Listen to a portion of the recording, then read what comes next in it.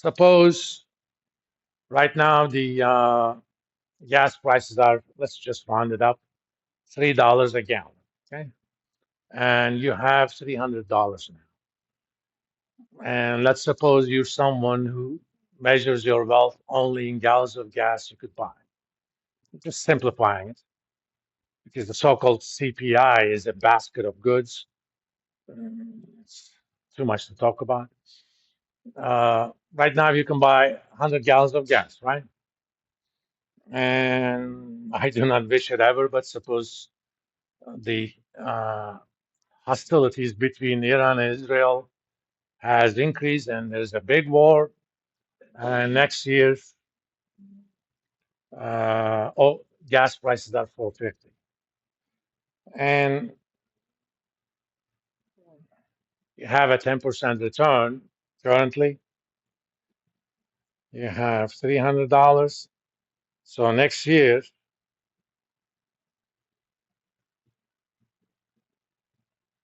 you will have $330.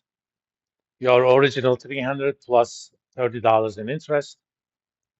But my pie is 50%.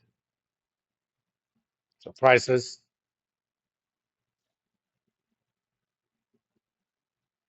went from $3 a gallon to 450. I mean, this indeed happened during the second Gulf War. We were supposed to get cheap oil. That was one of the motivators. I remember I never paid over $4, but I remember seeing 450 in Kentucky. That's common in California, but not here. Now you can buy 100 gallons of gas. Let's call it gasoline, but at 450 next year.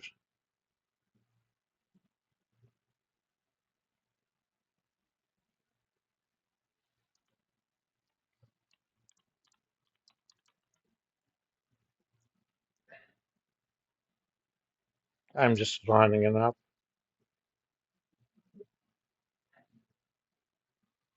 So on a purchasing power basis, you actually lost 27% of your purchasing power, right? So your real return is you have 73, but your base is hundreds.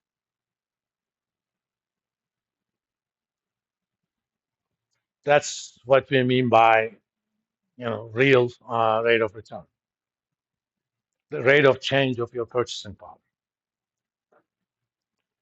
Now let's talk about taxes a little bit.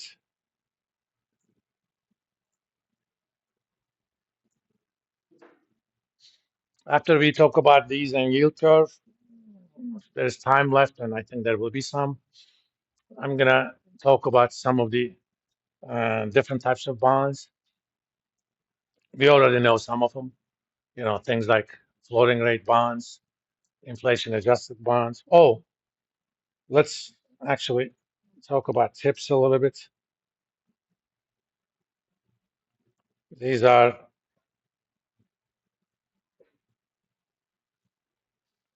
Treasury inflation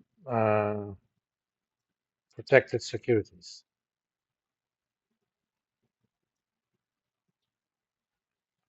The way these things work, you start with this is base face value.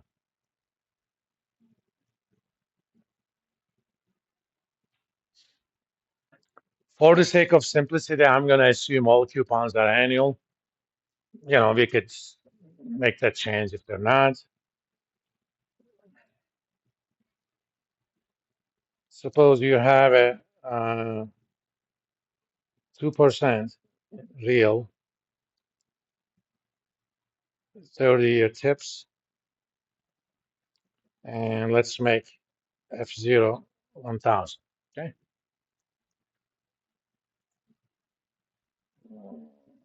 Annual coupons. The first coupon is going to be based on the current face value times R. So you're going to get $1,000 times 2%, which is $20, right? And let's assume that inflation in the first year is 10%. The actual way it works, it actually for the these have semi-annual bonds. It follows the 6-month CPA with a 6-month lag, but in the grand scheme of things, that doesn't make things too different. So face value next.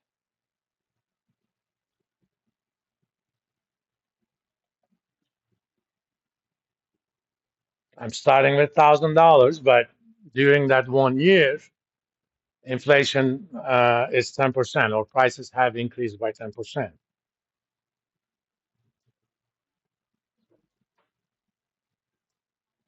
And that's going to be $1,100. Your second coupon, come on, work for me,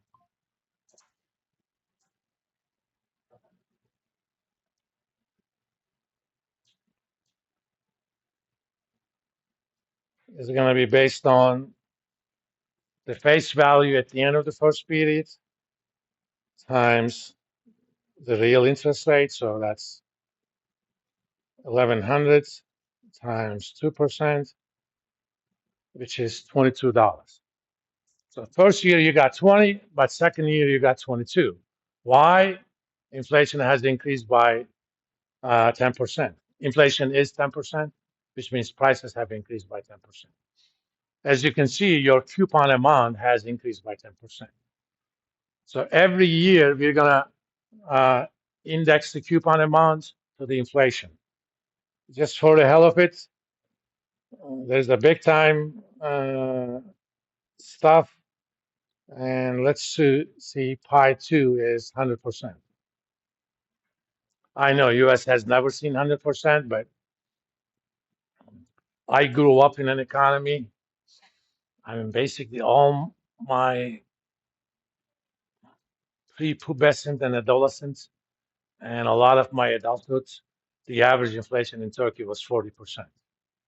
The average. Some years it was 120, some years it was 30. And there are countries with hyperinflation. You can actually find those in curiosity shops. Zimbabwe had a period of hyperinflation in about 15, 20 years ago. They ended up printing a $100 trillion note. Of course, Zimbabwean dollars. 100 trillion. When I went back to Turkey in 1996 and started working there, my monthly salary was 1 billion Turkish liras. By the time I came back to the US, I think I was making 15 billion or so. Then in 2004, they got rid of 6 zeros. So that 15 billion became 15,000.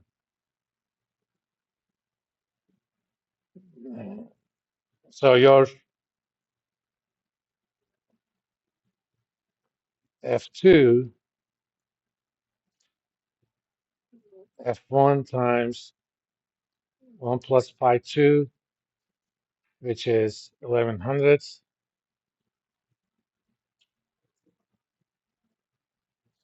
and that's 2200.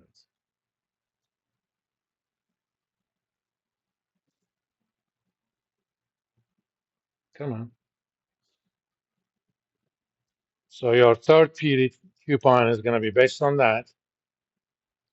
F2 times R.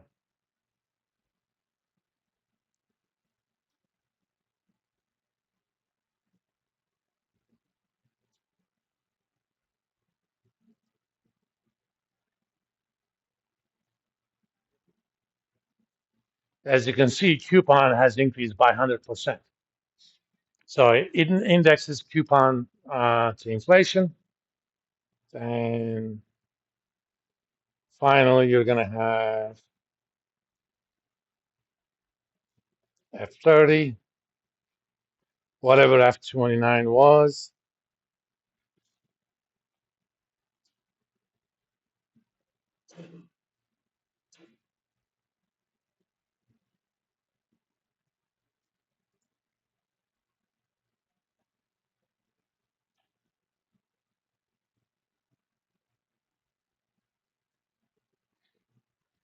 If the cumulative inflation was 400% in 30 years, which means prices quintupled or went up by 5 times, uh, you're going to get actually $5,000 instead of 1,000. But in terms of purchasing power, 1,000 now and 5,000 then are exactly the same thing. Have you guys ever watched the movie? Not movie, the series Boardwalk Empire? Okay, it's pretty good stuff. It starts kind of at the end of First World War. They're talking about, giving somebody $5,000 as a bribe. You're thinking, these are mafia guys. What is $5,000? You can't even get a guy back for $5,000 these days, right? You guys know what a vacuum means, right? You call two people from Philly, and they put two in the back of the head. Let's ask the question: what is the value of $5,000 in 1919? Well, $5,000 in 1919 is equivalent to about $91,000 now. Okay,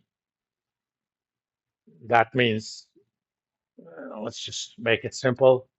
If the price of cabbage was $1 per head in 1919, it is about $18 per head now. Prices do increase or change.